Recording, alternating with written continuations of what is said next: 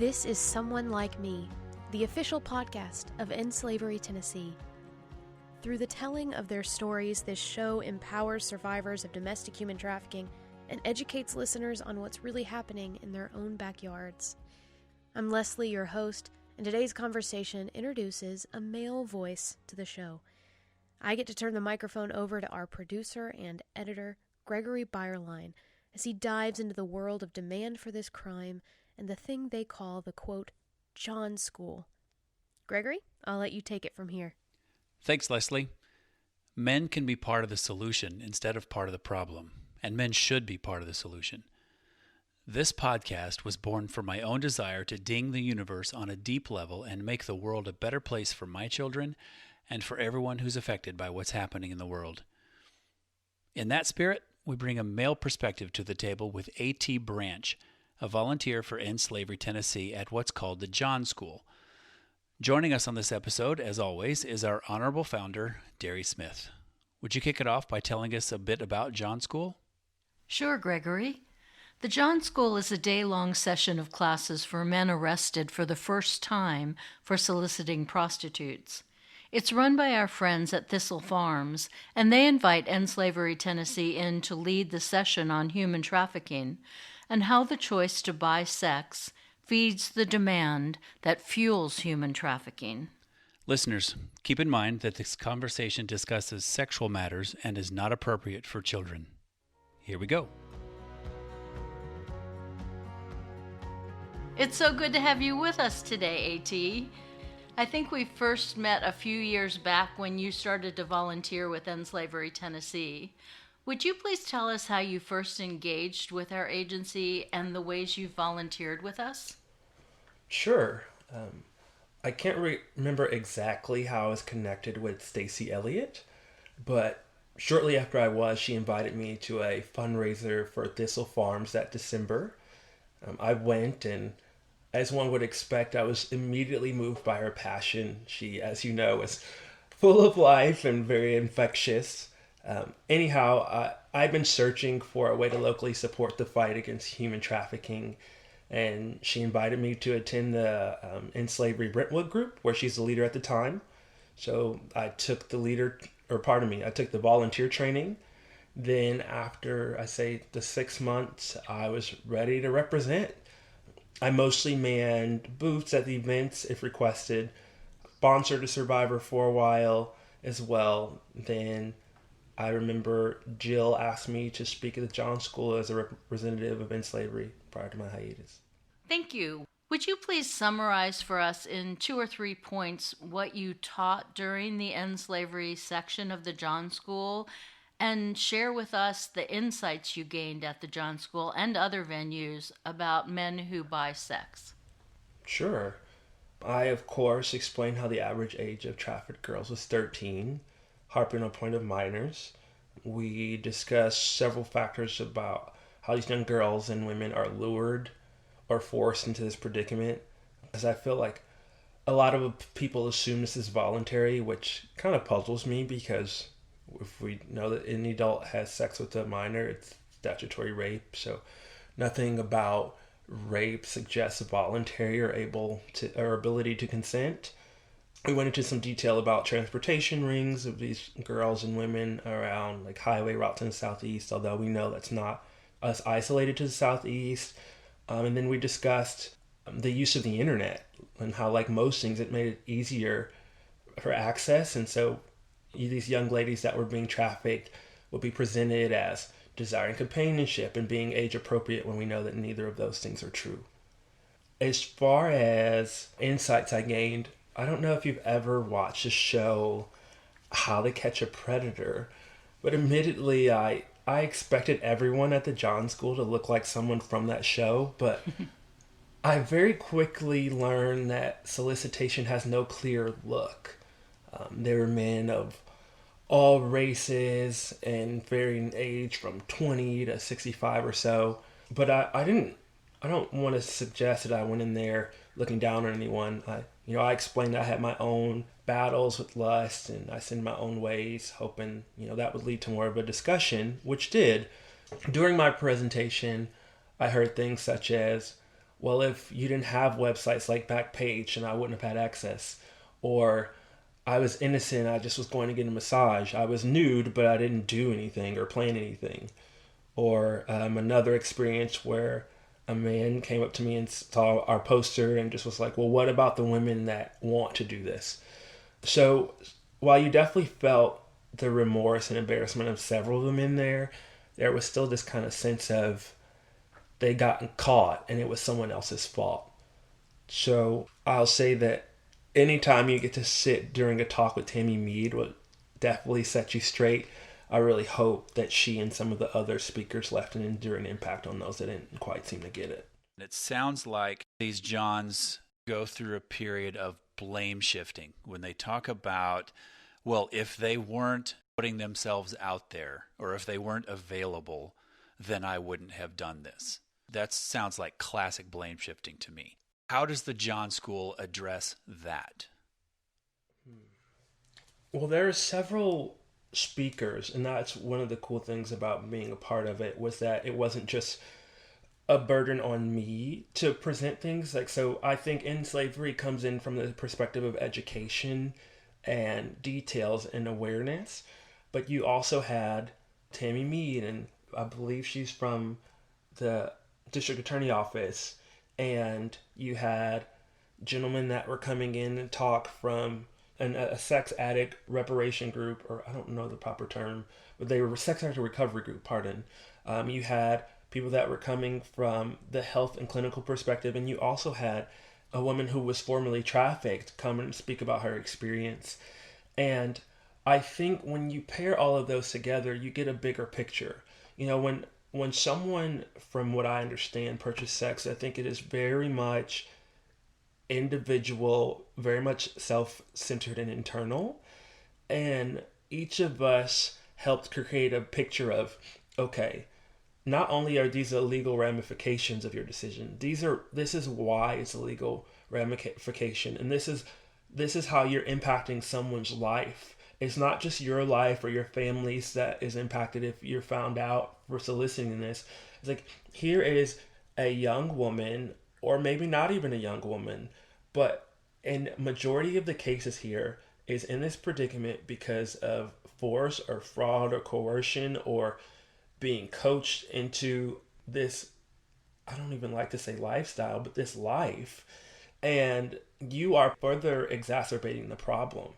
And so when you hear that from the perspective of an attorney, when you hear that from a perspective of someone going through it, when you hear that from the perspective of another male that is wanting to help you understand those details, and then you hear that even most hard-hitting from men that were former Johns and acknowledge how difficult it was for them to accept that truth, but how they've been redeemed, or how they've worked in a community of brothers to help them battle or deal with that battle. I think it just was a more holistic approach. And it was never really a finger pointing thing. It was just, hey, let me help you understand why this is wrong. Because in a lot of cases, if you were there in the first place, you probably didn't think it was a problem to begin with. And so I think each of us tried to help paint that picture more holistically. I remember, Andrew, you telling me some stories of the rationalizations that some of the men made for their actions. Do you recall any of those that you can share with us? I think, some of those, like previously mentioned, like one of them, fortunately, we've in TBI and In Slavery and several other organizations worked really hard to get Backpage taken down. But one of the excuses or rationalizations was the access. If it wouldn't have been presented as an option, I wouldn't have pursued it, if that makes sense. Another was she wanted to do it, or she was into it, and I didn't force anyone to do something that they didn't want to do, which we also understand just from spending time in slavery and your own research and other things that have been told to me, that just is so contrary to what we understand after interacting with survivors. This isn't a career path or a job that any woman seeks after. We definitely learn that women are coerced and coached and worse to pursue this path. Those are the two of the big ones: access, and then that it's voluntary.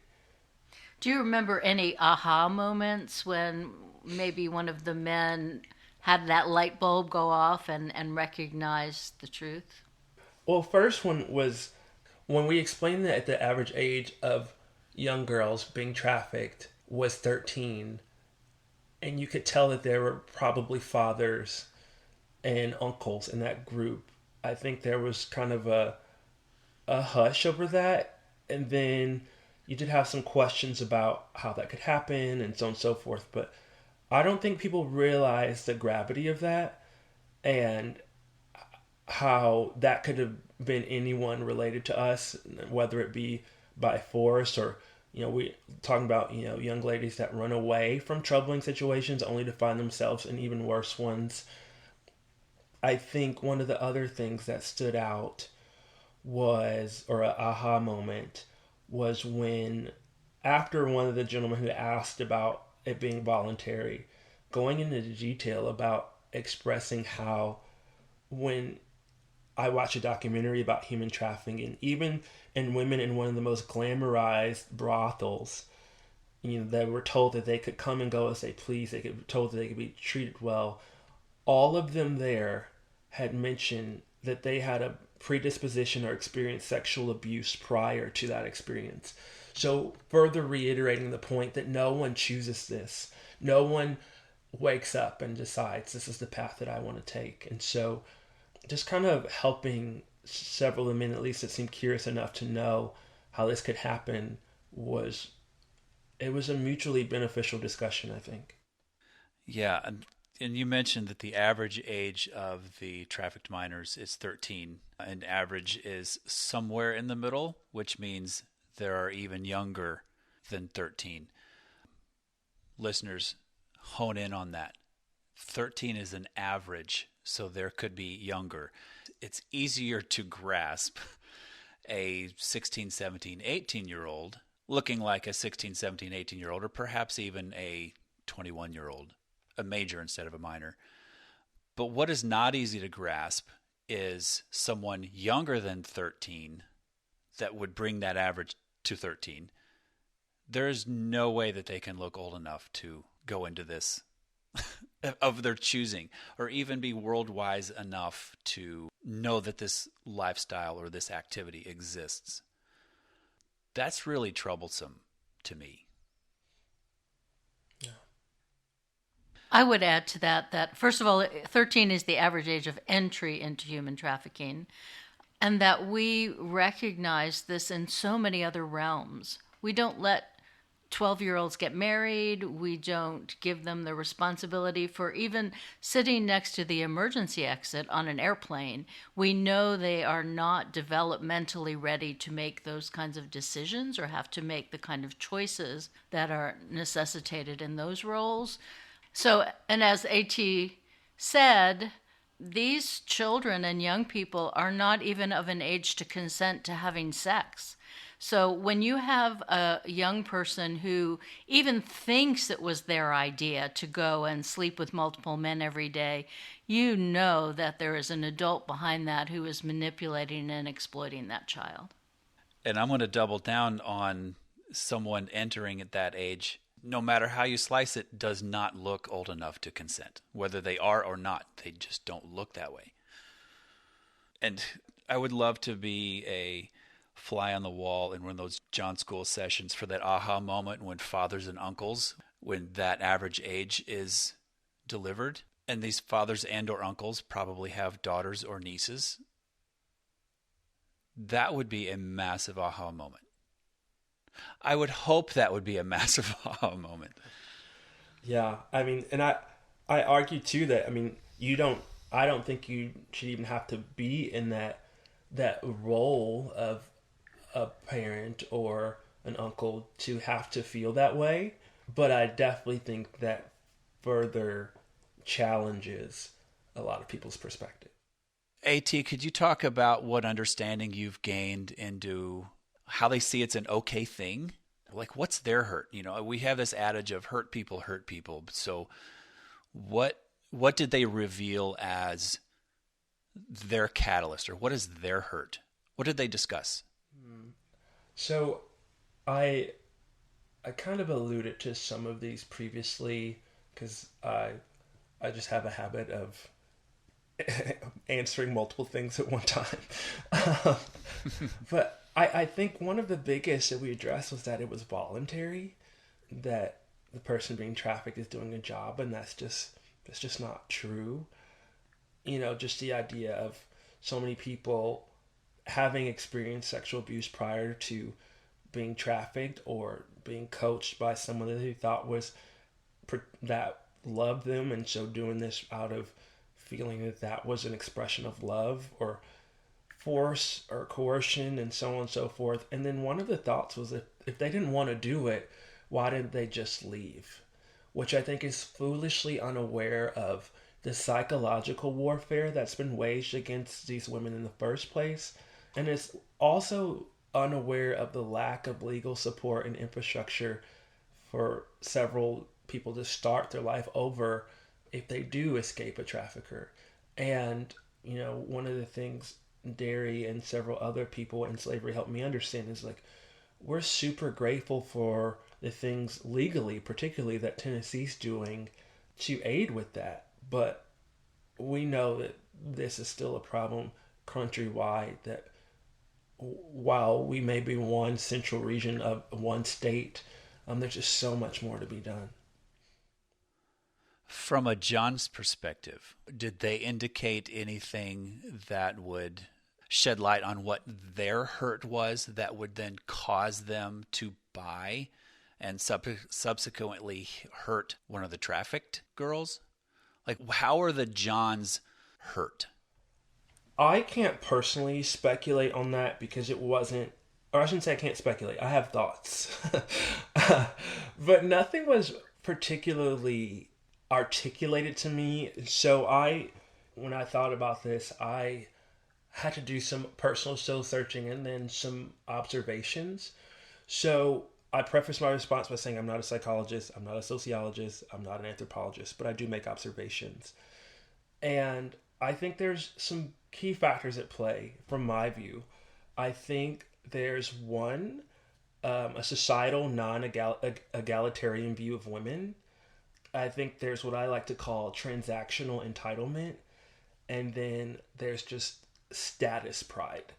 So, for a while I didn't really understand why this was an issue. My dad taught me the fundamentals of being a gentleman, and that was never accompanied with this idea that women aren't equals. And then, I got out of the Army. I took a service industry job and admittedly had to refrain from headbutting people a few times. But I think that's partially once because, a soldier, always a soldier, right? I've gotten so much better. But I think it's part of because I'm a people person. I wanted to do my job well. Acts of service is my love language. And some people were really nasty. And I think part of that is because they had the idea that since they were paying for a service, they could deal with me any way they wanted.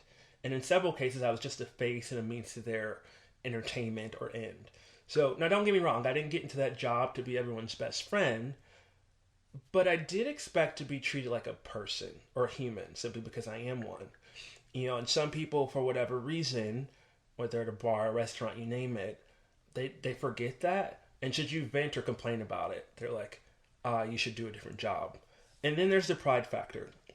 So sexual struggles are not typical talk amongst men, particularly if you're viewed as like an upstanding citizen.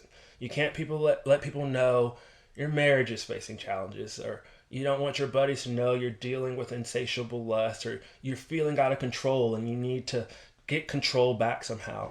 So I'm not saying those scenarios lead to trafficking per se, but I'm aware that an inability to discuss and process those battles can often lead people to like darkness and isolation, and they do things counter to what might suggest is their upbringing. So I relate that all the way back to your point about a John. So I'll just use an example. John is frustrated with work at home or simply wants to reward himself. and he doesn't want to confide in his significant other because allegedly they won't understand, won't tell his neighbors or close friends because if they know, they'll judge him, and so he'll be ruined. He has a desire.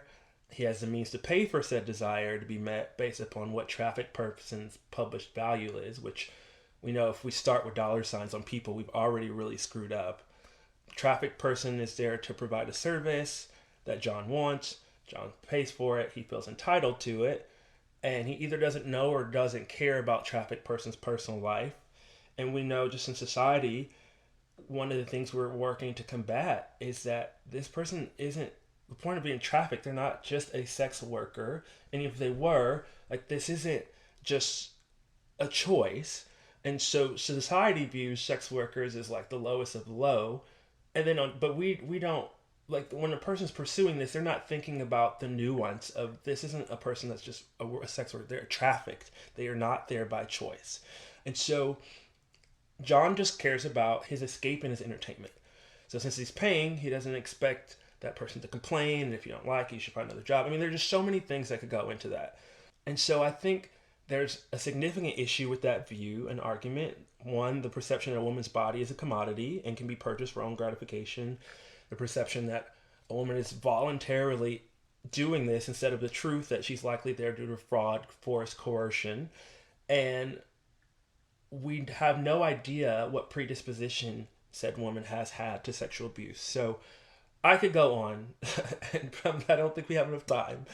But like I said, I didn't get to actually talk to a lot of men, particularly about why they made the choice. I think some were pretty afraid to address that directly.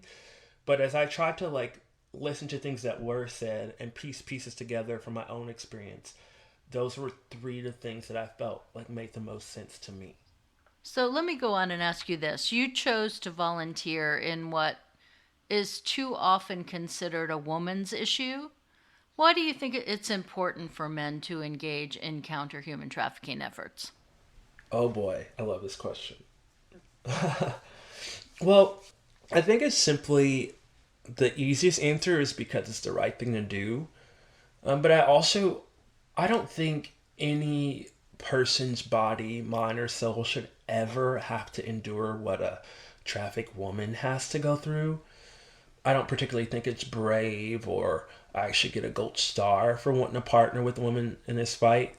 I don't think it's something to pity to pity survivors, because I think they're resilient and strong women and men that need our support and resources. But awareness matters, donations matters, and I think it goes without saying men typically hear things better from other men. So the more brothers we have out there spreading the truth to combat myths and misperceptions, then that means the more that men can hear it. And I think it starts with the little things that don't directly correlate with trafficking, like speaking up when the guy that's getting too handsy or creepy at the bar, speaking up when male coworkers are condescendingly discussing a female coworker's body, or teaching our brothers and our cousins and our nephews about consent and, of course, the horrors of trafficking. I think also, just as a man of faith myself, there's this unfortunate challenge with discussing sex and sexuality in the church.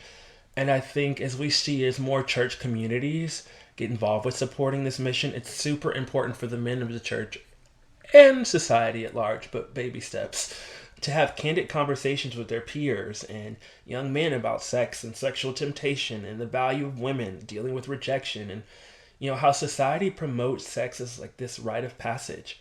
I mean, I just read about this rapper a couple of weeks ago who ordered oral sex for his 13-year-old son. And who thinks that's okay? Like, no, sex isn't dirty or gross or nasty, but it's a gift. And it's not something that's owed to you or a method to exert dominance on another person. And I think we men owe that to our communities, not just the women around us, but to our own communities to be a part of that. I think women shouldn't have to be our police. We need to be our own. Great insights. Thank you. Is there anything else you'd like to add that we haven't covered, AT? Just the idea of the notion that boys will be boys is not an acceptable behavior to continue to promote. I think there is a value to our masculine and feminine balances, but I think each of us have a certain amount of one or the other. And I just know, sometimes I see horse playing out in public and it's like, oh, boys just being boys. And I have vowed to myself and to people I care about to speak up more, because most of my friends are not, that I know of, soliciting trafficked persons, but it's small things that we do in society and as men, that is small behaviors that exacerbate to getting away, or worse ones, whether it be a sense of entitlement or expectation. Or if we start doing the smaller things, that the bigger things are less likely to be perceived as okay, because the smaller things weren't. And we teach each other just how to be better as citizens, for lack of better words. So, well, it sounds like what you're describing is just the need for men just to be better human beings. yes. Find a way within masculinity to still be a human being and not just a dude. Be a man, to be a human, not just someone who's big, wild conqueror, get whatever you want at any price, but to be a human being. It's kind of golden rule-ish. Sure. Would these fellas want done to them what they are doing to the people that they buy? One thing I hear is that we need men to be an example of what real manhood is, and to change that concept in our culture. 100%. So you men who are listening and want to engage in this fight, like AT, please go to our website, endslaverytn.org, and click on Take Action.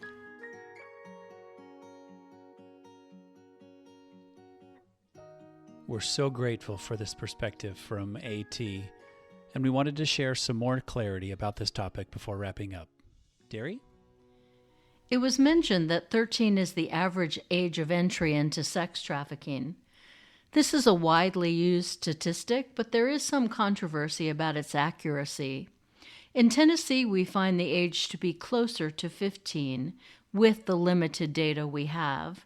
And Gregory is right in pointing out that an average age means that there are younger victims. Also, this session has focused primarily on female victims and male exploiters.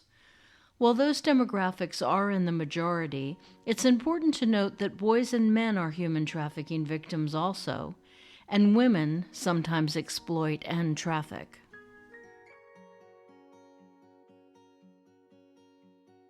As always, we want to thank the Jones Legacy Group for their ongoing support and exclusive sponsorship of this first season of Someone Like Me.